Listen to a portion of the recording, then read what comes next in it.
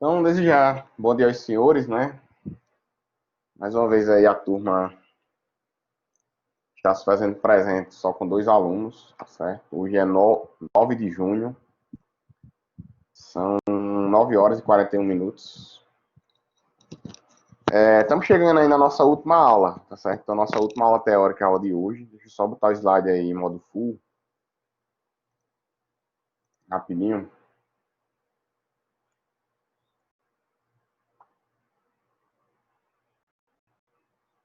Cadê?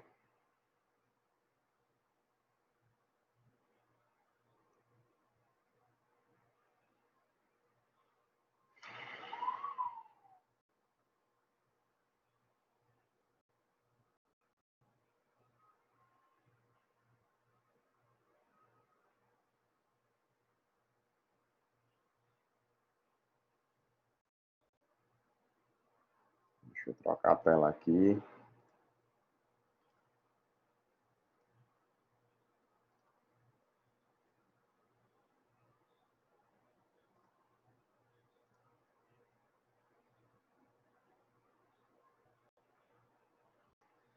Peraí que eu a tela errada.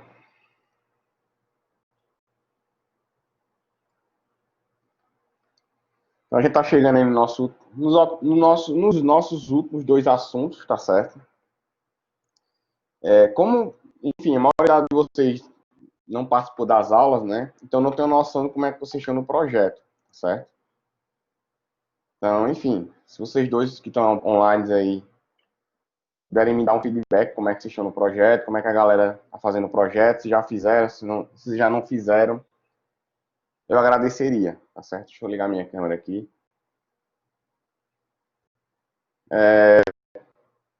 Então faltam aí dois assuntos para a gente finalizar, certo?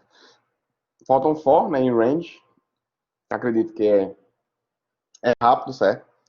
E faltam listas, que também a gente consegue finalizar hoje, sem nenhum problema, né? Dá aqui alguns avisos rápidos também para ficar registrado em aula, tá certo? O primeiro aviso é em relação à nossa prova, né? Então, nossa prova ela vai ser semana que vem, dia 16. Acredito que vocês dois tenham ciência, né, do calendário de provas, tá certo? Ela vai seguir o mesmo formato. Então, vai ser uma prova offline, certo? Vocês podem fazer o download dela normalmente, igual fizeram no primeiro estágio. Resolvem, certo? Elaboram um gabarito. Esse gabarito vai ser submetido para o ambiente virtual de aprendizagem, que no caso é o Blackboard, certo? Então, eu vou estar disponibilizando ela na terça-feira, a partir das 6 horas da manhã. Eu lembro e alerto para a turma, certo? Já que tem muitos que estão faltando, que a adaptação do projeto é a semana que vem também. Eu não sei se vocês têm um grupo de WhatsApp da turma de vocês, mas João e Elivel estão aí, se vocês puderem avisar a turma, certo? Que terça-feira da semana que vem a apresentação é importante. Por quê? Porque a equipe que não apresentar vai levar zero automaticamente, tá certo? Então já fica aqui avisado, está sendo gravado em aula. Está sendo avisada a turma via gravação de aula. Eu vou disparar uma mensagem para reforçar isso aí, tá certo? Eu vou disparar a mensagem, na verdade, quando eu finalizar essa aula de vocês. Quando eu postar a live, né? Acho que agora no final da manhã não dá tempo, porque eu dependo do Blackboard que, como a gravação é feita dentro do sistema, então o sistema tem um tempinho para renderizar o vídeo, certo?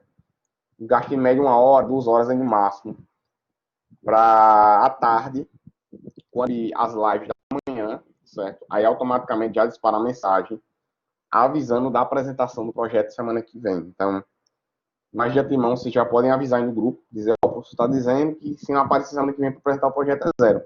Não adianta só mandar o projeto, tem que vir a apresentar, tá certo? Eu não sei como é que está a situação de vocês e alguns alunos aí em relação, não sei quem desistiu, quem não desistiu, quem trabalha, quem não trabalha nesse horário, quem pode vir, quem não pode vir, quem tem internet, quem não tem. Quando começou a pandemia, a maioria da galera vinha, né? A gente chegou a ter 15 alunos assistindo aula aqui. E hoje, na última aula, só tenho dois. Então, certo? É preocupante, sendo bem sincero. Eu não esperaria aí que a turma de vocês fique uma turma muito boa, certo? Vocês são alunos excepcionais, né? A maioria de vocês, quando eu já ia ministrar o assunto na sala, né? Muitos de vocês já sabiam, certo? Pelo menos 70%, 80% da turma já sabia. Mas também não implica dizer que se o cara já sabe, simplesmente está aprovado por média. Não é assim que funciona, tá certo? Simplesmente abandonar a sala de aula. Fico muito triste quando vejo que alguns alunos têm esse pensamento, certo? Ah, já sei, não vou para aula, então, para que se matriculou no curso? Né? Minha visão é essa, certo? Enfim, desculpem até o desabafo aqui, mas também fica registrado. A evasão foi muito alta do P1 de ADS, tá certo? Outra vez, em relação ao formato da prova, eu tenho comentado só da prova, mas vou reforçar. Ela vai seguir o mesmo formato em termos de execução, certo? Então, irei criar uma aba lá chamada aba do segundo estágio da prova. Vocês também vão ser avisados por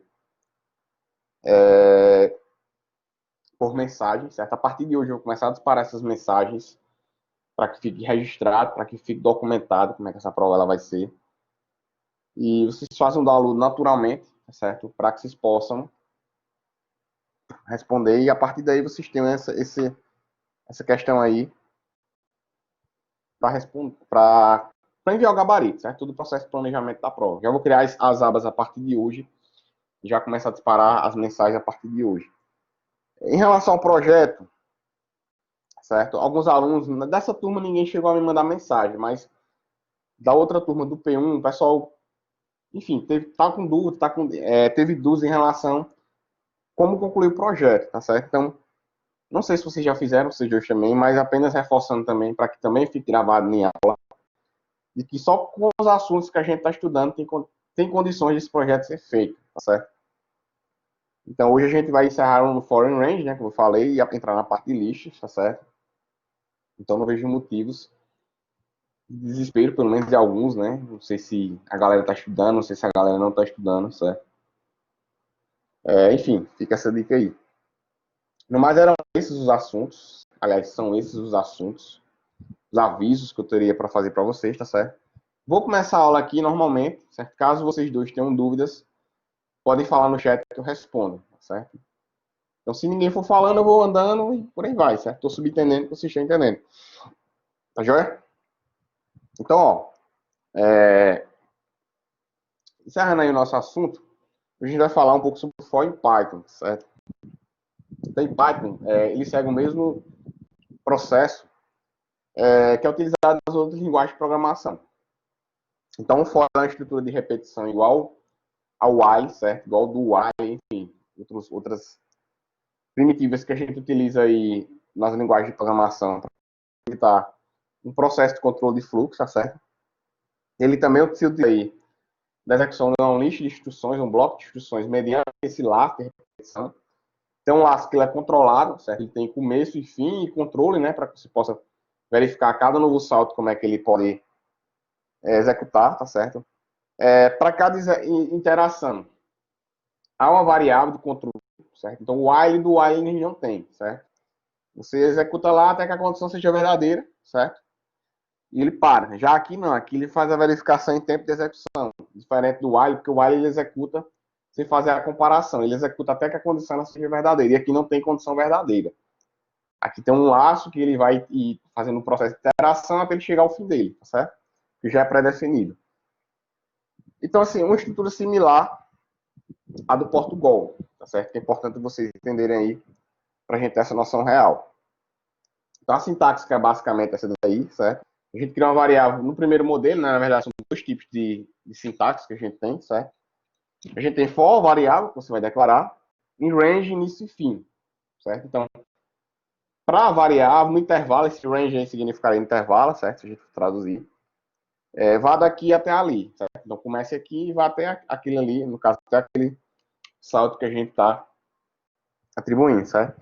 Também um comando dentado significa dizer que o alinhamento também tem que estar sobreposto, né? Na verdade, deposto na mesma hierarquia de escrita do comando, certo? Então, enfim, certo? Se o for estiver no cantinho da janela, se você der um tab, é o bloco de instruções que vai estar dentro daquele for. E por aí vai. Então, ele vai se decompondo, ele vai se adicionando à medida que o bloco ele vai sendo definido, certo? Só que a gente tem um primeiro exemplo do for. Então, faça o algoritmo que escreva os números entre 1 e 5, incluindo os. Implica dizer que você vai imprimir o 5, aliás, vai imprimir o 1 e também o 5 dentro desse laço aí, tá certo? Então a sintaxe é muito simples. For x, x é a variável que eu acabei de criar, certo? In range, ou seja, no intervalo entre 1. Aí no caso está o 6, né? Então a mesma coisa que eu falei para outra turma. O índice no Python ele começa de 0, tá certo? Se eu quiser imprimir o 5, então se eu dar do índice 0, eu vou imprimir a primeira posição. 0, 1, 2, 3, 4. Só que ainda tem um porém. Quando o laço ele conta o laço do primeiro laço, não do índice que vai ser 0. O que implica dizer que se você for até o quinto laço, ele só vai imprimir o valor 4. Por quê? Porque quando ele imprimir o 4, ele vai rodar mais uma vez, que é o quinto laço. Aí, no caso, ele vai imprimir o 5. E esse 5 ele vai rodar a última vez para ficar, se o próximo laço, aí ele bate o valor com 5. Então, no caso, ele não vai rodar 5 vezes, ele vai rodar 6 vezes. Certo? Aí, o que é que a gente faz? A gente executa até o laço posterior ao valor que você quer implementar. No caso, você quer imprimir no range, tá certo? Então, se eu quiser imprimir de 1 a 5, eu boto de 1 a 6. Se eu quiser imprimir de 1 a 10, eu boto de 1 a 11. Se eu quiser imprimir de 1 a 20, de 1 a 21. De 1 a 1 milhão, de 1 a 1 milhão e 1, certo? Porque o próximo laço é só para ele fechar a condição. Então, cuidado, eu não posso botar tipo Java, tipo C, tipo as linguagens, que ele pega o laço atual e imprime o laço.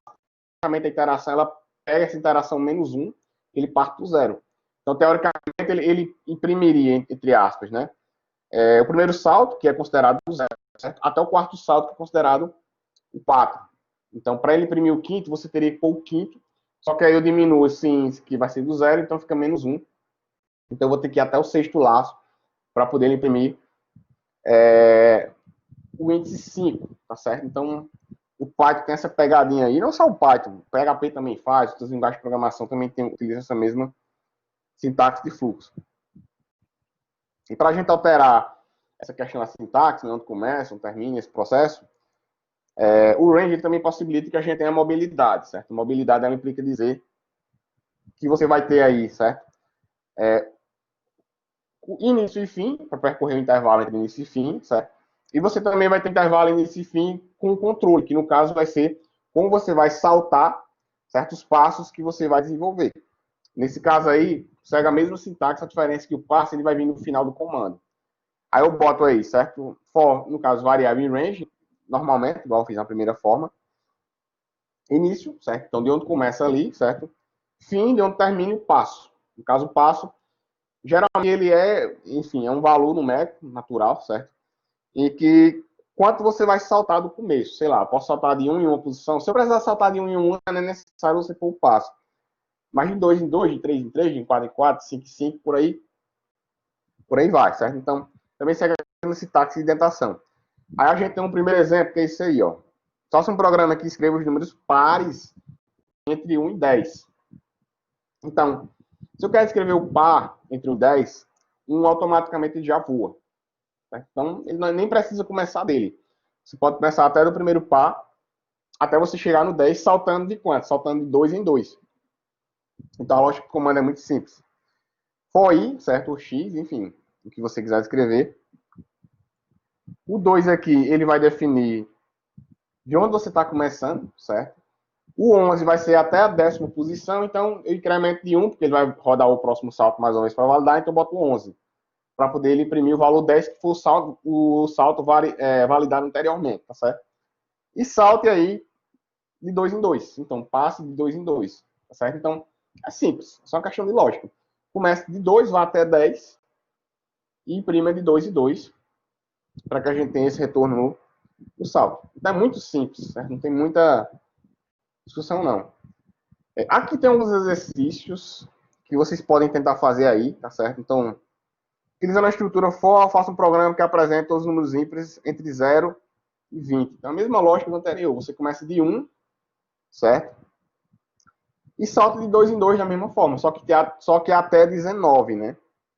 Porque no caso 21 passa e 20 é par, então você vai até 19, tá certo? E pode imprimir. Tem mais alguns outros exercícios que vocês também podem fazer aqui, tá certo? Então, acredito que para for tranquilo, né? Não ficou nenhuma dúvida para vocês dois aí, né? Que agora eu vou botar o slide de listas. Tá joia? Alguma dúvida dos dois? Não, não? Tá tranquilo, né? Então, Vocês dois dominam Python já, né? Acho que sim, né?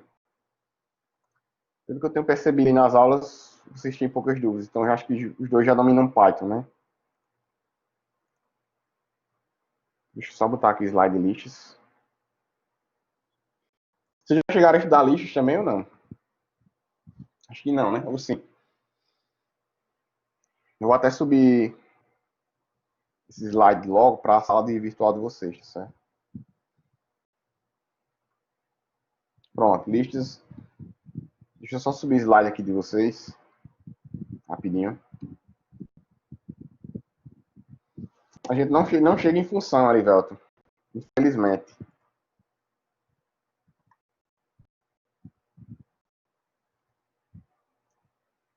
Esse é o problema de começar com estrutura, né? Com Portugal.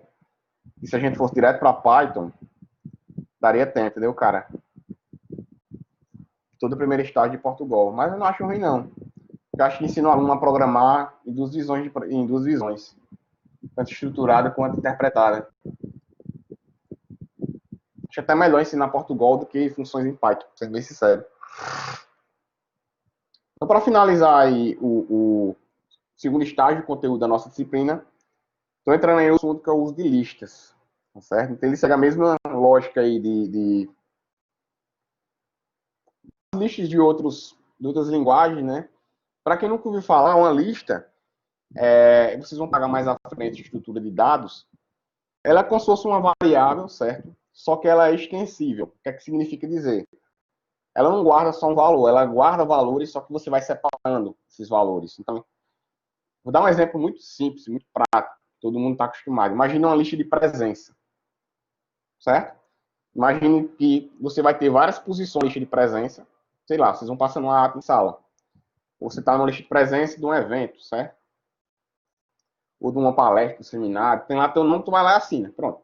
Então você tem uma lista que ele tem uma primeira posição, primeiro nome até outro nome.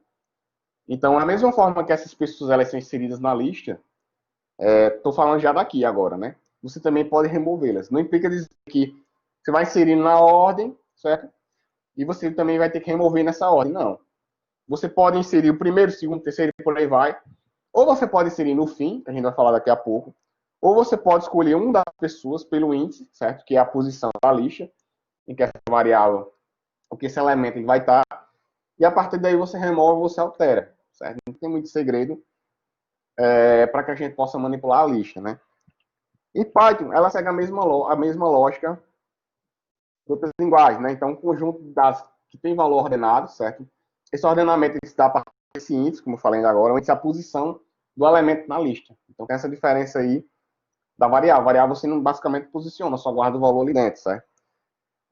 Os valores que compõem essa lista, como eu chamei também ainda agora, são chamados de elementos, tá certo? Então, a lista ela tem X, Y elementos de acordo com o tipo de valor que a gente pode atribuir. A sintaxe é muito simples, bem simples mesmo. Com a própria lista, vocês podem fazer o projeto tranquilamente, né? A gente cria uma lista, certo? No formato de variável. Então, a lista, ela recebe, abre colchete, fecha colchete. O colchete, ele é para Python, ele já é basicamente a expressão, certo? A string que delimita a construção de listas. Eu particularmente, não conheço qualquer outra funcionalidade aí que utilize abertura e fechamento de colchetes diretamente com elementos para que não sejam listas, tá certo? E ela pode funcionar de duas formas. Ou você pode ir adicionando os valores atribuídos, enfim, você já cria o código, já atribui o valor para aquela lista, certo? Ou você pode simplesmente só criar a lista e depois ir atribuindo posteriormente. Então, tem essas duas posições, como a gente também vai ver, né? Aqui abaixo, nós vemos alguns exemplos, ó. Eu posso criar uma lista chamada números que eu vou adicionar só os números, certo? Números inteiros separados por vírgula. Então, os elementos da lista eles são separados por vírgula. Posso atribuir strings, posso atribuir reals, floats, certo? Qualquer tipo de dado, ou até outras listas. Tem aqui abaixo. Ó. Observe que eu criei uma lista chamada dados, né? Adicionei alô, entre aspas, duplas, vírgula, adicionei o valor flutuante, certo? Adicionei o valor inteiro e aqui na última posição dela adicionei outra lista. Então, a lista também pode adicionar outra lista, certo? Que você pode imprimir. Então, pode variar bastante em relação à lógica, né? Uma dica que eu dou aí para o projeto é vocês fazerem essa interação entre essas listas, né? Então, vocês podem criar uma lista de, sei lá, de moradores que tem esses moradores têm os débitos. Então, débito morador N, débito morador Y, certo? Então, pode variar bastante aí com a lógica que vocês queiram adotar. Então, dou alguns exemplos, né, que podem facilitar esse processo aí de vocês para o projeto, né? Fala, Livel. Te ouvindo. Te ouvindo não, te vendo, né, na verdade aqui, tua pergunta. Certo. Essa questão de débito projeto, certo? Fica à vontade.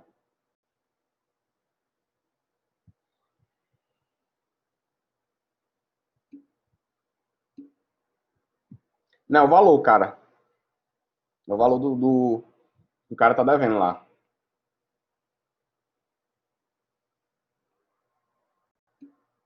Beleza? Então, que a gente tem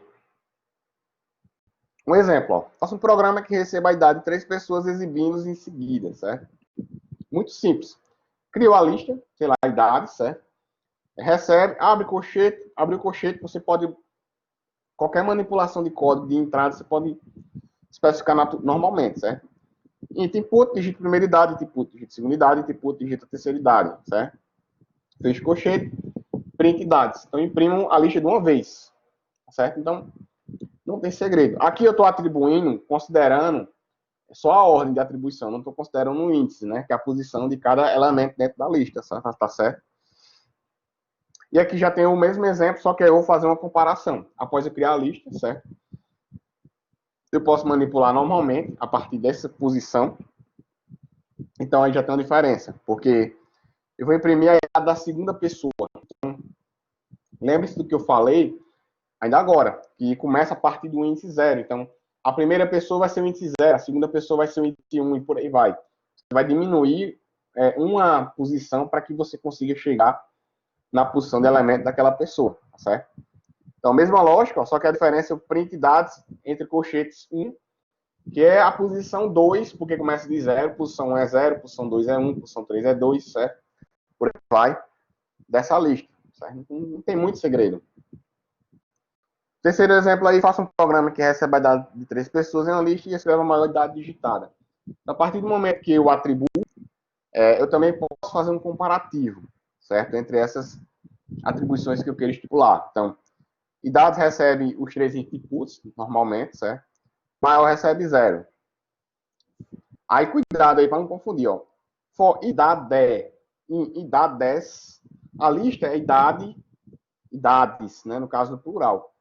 E a variável que eu criei é a idade. Então, eu posso percorrer a minha lista para comparar, tá certo? Se idade maior que maior, porque a posição daquela lista que eu estou percorrendo, ela vai ser atribuída maior, certo? Então, eu printo maior. Ele vai percorrer índice a índice e vai comparar o valor que tem na variável com o valor que está no índice daquela lista.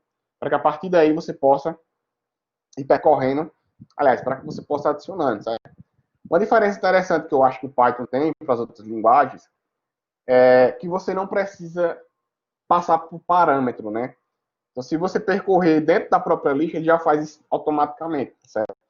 E C, Java, entre as linguagens, você tem que percorrer índice por índice, porque o range ele não tem essa característica, certo? Eu acho que as outras linguagens já deveriam atualizar, né?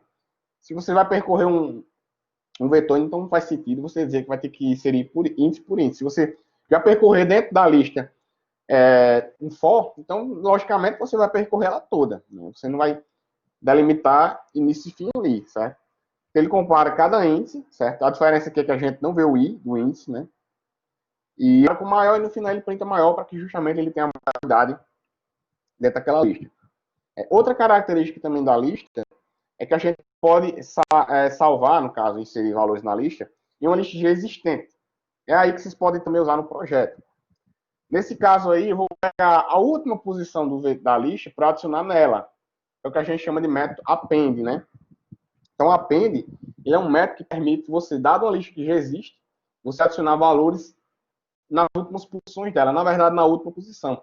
Então, cada nova adição ela vai ser realizada na posição final da lista, certo? Com isso, a lista ela torna-se conhecida como lista dinâmica, porque é uma lista que ela vai oscilando, ela vai variando à medida que ela vai crescendo, à medida que ela vai diminuindo também, tá certo? Sem a necessidade de definir um valor inicial para um conjunto de variáveis. Então, vai ter outro exemplo também, né? Faça um programa que recebe a idade de 3 pessoas em uma lista e escreve a maior idade digital. Então, eu vou ter que percorrer, certo? Também o vetor. Só que aí tem uma diferença do exemplo anterior que você compara o maior entre todos os vetores, né? Nesse caso aqui, certo? Eu tenho o tamanho da lista definida. E no exemplo anterior não tinha. Porque aqui eu vou definir que ele vai percorrer em 3 posições, certo? Do jeito que eu botei aqui no código. E se aquela posição ela equivaler, certo? Aí eu vou adicionar a idade no final da lista. Então tem essa diferença aí que é simples. Então, um comando aí que vocês podem utilizar, por exemplo, o cadastro de condôminos, esse, vocês podem criar a mesma coisa que eu falei para outra turma. Vocês podem criar um switch lá, certo? O menu, ele vai ser, o menu base é um switch. De acordo com o que o cara clicar lá, com o que o cara selecionar lá, aí vocês escolhem certa operação e dentro da operação vocês definem um bloco de instruções. Ou vocês podem criar uma lista para nomes, outra lista para débitos, enfim.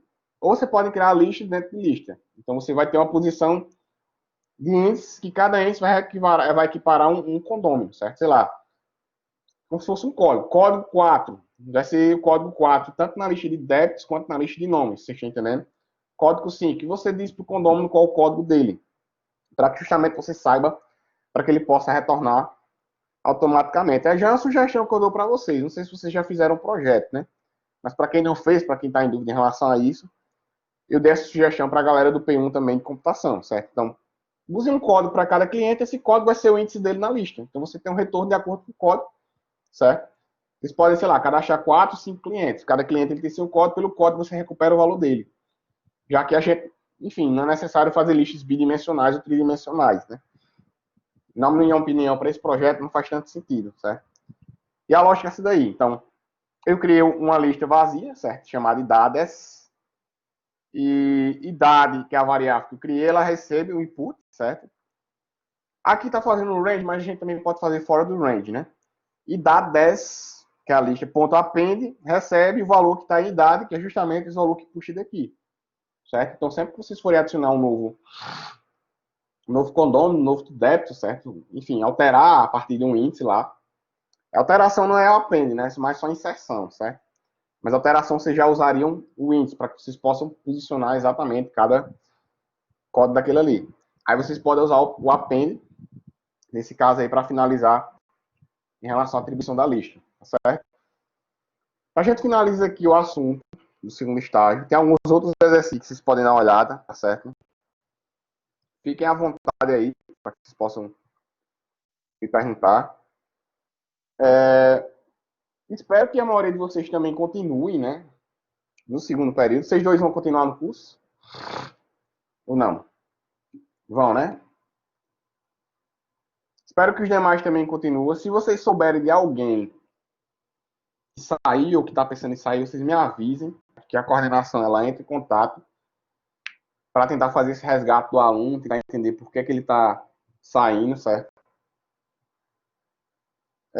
Se vocês tiverem algum problema também, alguma dificuldade, alguma limitação em qualquer aspecto, certo? Seja de aprender, seja financeiro, seja de entender, não estou gostando das aulas, não estou gostando da metodologia, certo? É só provisório. A gente está em casa, mas é só provisório. Quando a gente voltar agora, retornar agora em 2022, vai ser presencial que começou. Certo? Porque tem muito aluno que às vezes, não vai voltar, não vai ser mais presencial. Vai. A modalidade de se matricular, ela é presencial, ela não é AD. Então, a gente acredita que vocês entendem, né? Que a gente está agora por causa do coronavírus, né? Ninguém está em casa trancado porque quer. Quem é que não queria estar aí no seu dia a dia, né? Trabalhando, assistindo aula, saindo, certo? Se divertindo, enfim, tendo a vida natural que a gente toda a vida teve, tá certo? Então, peço aí a paciência de vocês em relação a isso. Lembrando mais uma vez e reforçando mais uma vez, que eu também vou disparar por mensagem, que na terça é obrigatória a apresentação do projeto no horário da aula, tá certo? Então, vocês vieram da aula de Fabrício agora, até 9h30, né? A apresentação na minha aula, certo? Para a semana que vem, a gente vai começar entre 9h30 e 9h45. Então, quem não apresentar... João, a galera ficou desanimada, cara, mas não pode pensar negativo, né? Eu sei que todo mundo tá trancado, enfim, tem gente depende de vendas, enfim, certo? Mas pense comigo, reflita comigo. É a mesma coisa que eu falei para as outras turmas, né? Tem outras turmas minhas que estão muito mais animados do que vocês. Tem turmas que tem enormes aí, 50 alunos, que tá assistindo aula, 8 alunos, 10 alunos, tá entendendo? Mas é o que eu falei pra galera, não adianta ficar desanimado, tem que pensar positivo, cara. Bate a tristeza, bate desânimo, bate, certo? Mas vai passar, não é duradouro. A gente não disse assim, ó, você agora vou viver para sempre. Ah, não, certo? É natural. Cansaço, final de semestre, né? A situação, certo? Isolamento social, ele afeta muito o psicológico da gente, mas vamos ver pelo lado bom da coisa, né? A gente aprendeu muita coisa que a gente às vezes não aprenderia com essa situação, tá entendendo? Não sei vocês, mas eu aprendi a me planejar melhor ainda do que já planejava, certo? Como eu trabalho como professor, às vezes os alunos não têm noção, a gente trabalha muito em cima de planejamento, cara. A gente tem que saber data por data o que vai fazer, hora por hora. Se Xerendé, eu já tenho um planejamento até agosto. Já sei o que eu vou fazer até agosto, durante todas as semanas, tá entendendo? Então, às vezes, eu acho que falta isso para muita gente. Não no sentido assim de que a galera não sabe planejar, mas eu acho que se a gente pensar mais para frente, o que pode acontecer, o que vai acabar, certo? Enfim, existem decretos, né, municipais estaduais que já estão flexibilizando, né? Eu vi hoje na televisão que para o interior o comércio já vai voltar a funcionar. Já o pessoal acaba agora de 14, se não me engano, né? Então dia 15 já vai ter uma escala gradual de volta, tá entendendo? Até dar um mês, acho que 2 meses aí, que as coisas vão ser naturais. Não vai ser normal que nem era antes, não. Mas vai demorar um tempo até que se normalize tudo, tá entendendo? Então até o final do ano, até a metade do ano que vem, as pessoas ainda vão ter medo ainda, né? Não vou sentar perto de fulano, mas faz parte. Ninguém nunca passou por isso. Ninguém no planeta que está vendo hoje nunca passou por isso. Porque ninguém tem mais de 100 anos, né? E ninguém viveu a outra pandemia que foi lá em 1920, se eu não me engano, 1918, 1920, lá na Espanha, né? Então, enfim, eu acho que isso é importante, certo? Quando a gente voltar presencialmente, a gente vai dar uma conversada mais sobre isso, tá entendendo?